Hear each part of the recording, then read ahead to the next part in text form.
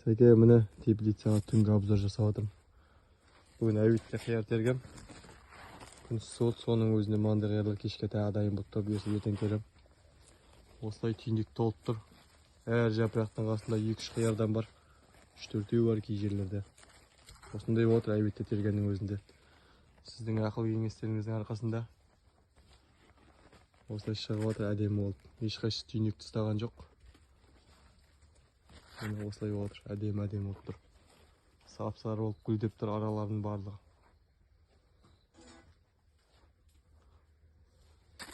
Осылай түнде әдемі көрінеді екен. Жарық гүлдері, қиярлар.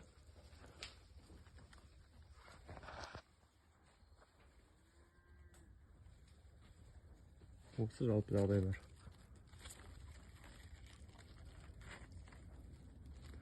Bir 500 gelinin üstünde terip tastadым, 500-600 gel terip tastadым.